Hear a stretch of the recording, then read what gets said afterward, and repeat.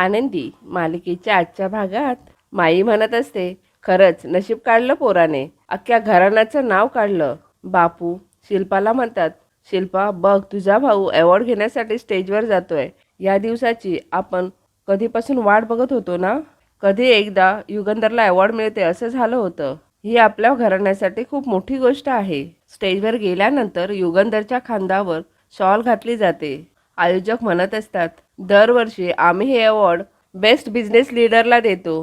ह्या वर्षी हा अवॉर्ड तुम्ही जिंकलात. आपल्या सगळ्यांना माहिती आहे, जगातल्या प्रत्येक यशस्वी पुरुषाच्या मागे एका स्त्रीचा हात असतो. आज हा महापुरस्कार तुम्हाला स्वतः तुमची धर्मपत्नी मिसेस आनंदी युगंधर निंबाळकर यांच्या हस्ते देणार आहोत. हे ऐकून आनंदीला खूप टेन्शन येतं. सगळेच जण टाळ्या वाजवत असतात. पुढे आनंदीला स्टेजवर बोलवलं जातं. पुन्हा पुन्हा आनंदीचं नाव घेतलं जात असतं. आनंदी म्हणत असते, मी स्टेजवर कसं जाऊ, मला तर काहीच दिसत नाही आणि मालक साहेबांना हे माहिती नाही. मालक साहेब सुद्धा आनंदीला आवाज देत असतात, आनंदी ये की ग वर ये.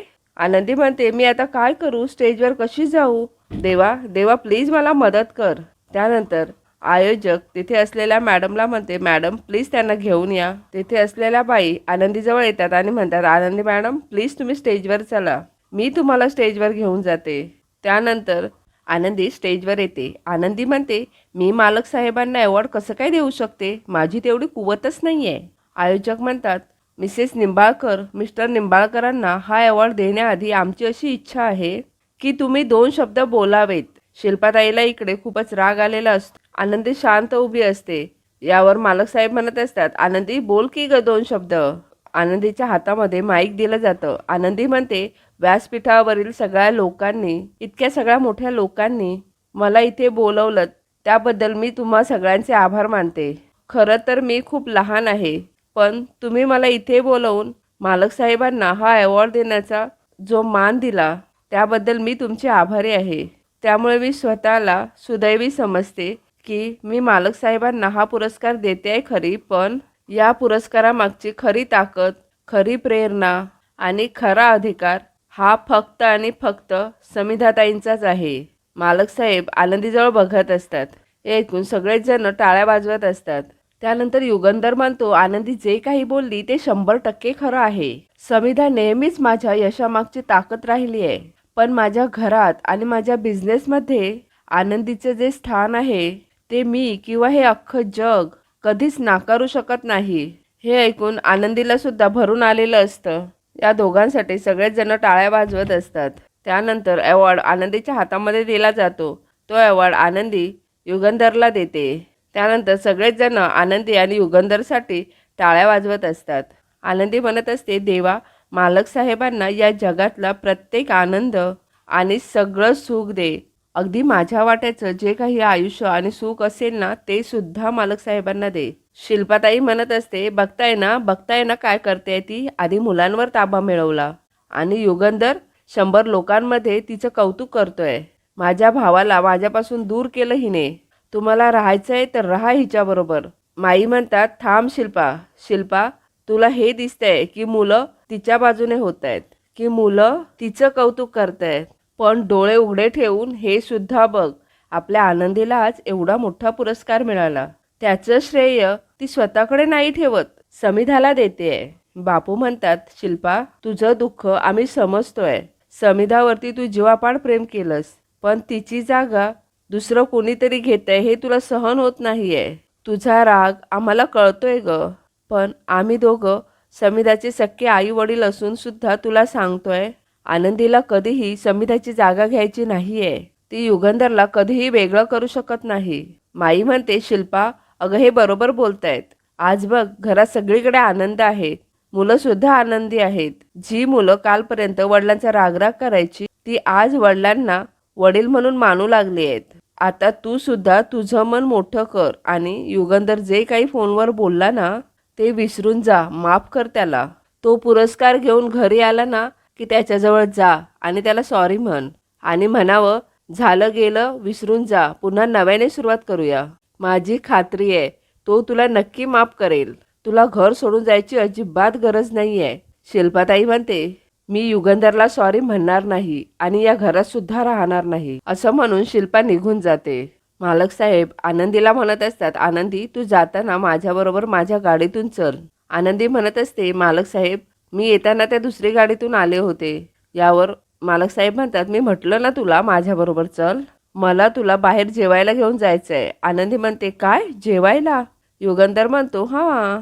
युगंधर म्हणतो, काहीही प्रश्न विचारायचे नाहीत, आपण दोघं जेवायला चाललोय, पोचलं? आनंदी लगेच म्हणते, पोचलं. आनंदीला शिल्पाताईचे शब्द आठवत असतात. आजपर्यंत त्याला माहिती नव्हतं तू आंधळी आहेस आणि याच्या पुढे सुद्धा कळता कामा नये. त्यानंतर मालक साहेब आनंदीचा हात पकडतात आणि दोघेही खाली उतरतात. मालक साहेब आनंदीला घेऊन जेवायला जात असतात. पृथ्वी इकडे आरतीला जोरजोराने आवाज देत असतो. बाजूला असलेलं पाणी घेऊन पृथ्वी आरतीच्या डोळ्यांवर मारतो. आरती लगेचच उठून उभी राहते. आरती लगेचच गडबडून उठते आणि जोरजोराने ओरडत असते, बाजूला हो, बाजूला हो. पृथ्वी लगेच बोलतो, आरती मी पृथ्वी, त्याने काहीही चुकीचं केलेलं नाही आहे.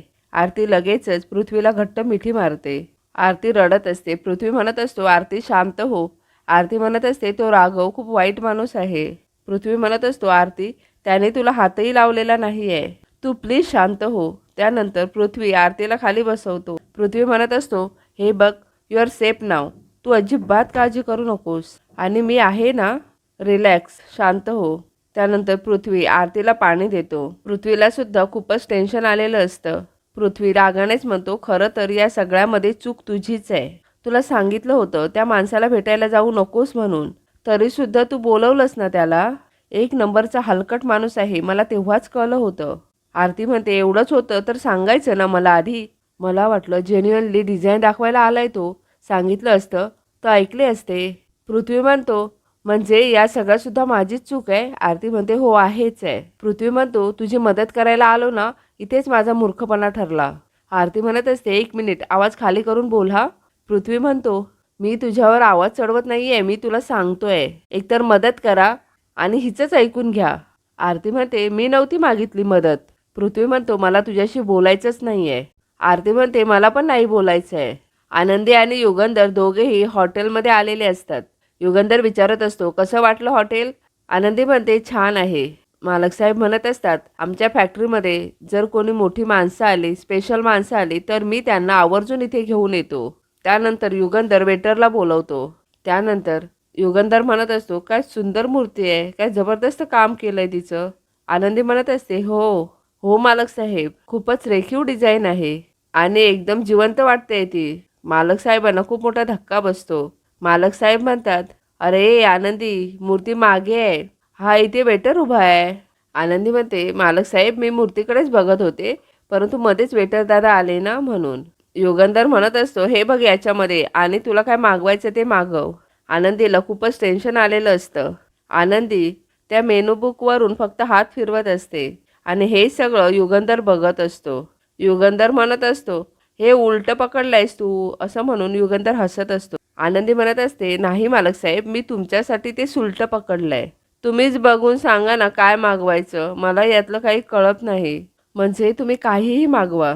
युगंधर म्हणत असतो, तुम्ही बायका पण ना, मिताली पण असंच करते. कधी आम्ही गेलो बाहेर जेवायला ना आणि तिला विचारलं तुला काय हवंय, तर म्हणते मला काहीही चालतं. आता ह्या मेनू कार्डवर काहीही कुठे मिळणार, मग त्या हॉटेलवाल्याला बोलवायचं आणि काहीतरी मागवा, असं म्हणून मालक साहेब हसत असतात. आनंदी सुद्धा हसत असते. मालक साहेब म्हणतात, एवढे मोठे मोठे निर्णय घेता, एवढी मोठी मोठी कामं करता, हॉटेलमध्ये जाऊन काय ऑर्डर करायचं म्हटलं तर तुम्हा बायकांना काय होतं हेच कळत नाही. त्यानंतर मालक साहेब वेटरला बोलवतात आणि वेटरला म्हणतात, वेटर दादा एक फर्स्ट क्लास भरली वांगी. यावर आनंदी म्हणते, वांग? मालक साहेब म्हणतात, काय ग, काय झालं? आनंदी म्हणते, काही नाही, मस्त. मालक साहेब म्हणतात, आणि एक भरली भेंडी फ्राय. यावर आनंदी म्हणते, वांग्यासोबत भेंडी, मी हे सुद्धा खात नाही आणि इतक्या मोठ्या हॉटेलमध्ये येऊन मालक साहेब हे का, हे तर घरीही खातोच ना आपण. मालक साहेब वेटरला 2 कडक तंदुरी आणायला सांगतात. आनंदी मनामध्येच म्हणते, चल रोटी तरी खाऊन घेईन. यावर मालक साहेब म्हणतात, तंदुरी रोटी नको, भरल्या वांग्याबरोबर. आनंदी म्हणत असते, अरे बापरे, रोटी पण गेली. मालक साहेब एक जिरा राईस मागवतात. मालक साहेब आनंदीला विचारत असतात, आनंदी म्हणत असते, हो मालक साहेब छान आहे. आनंदी म्हणत असते, यातलं तर मला काहीच आवडत नाही.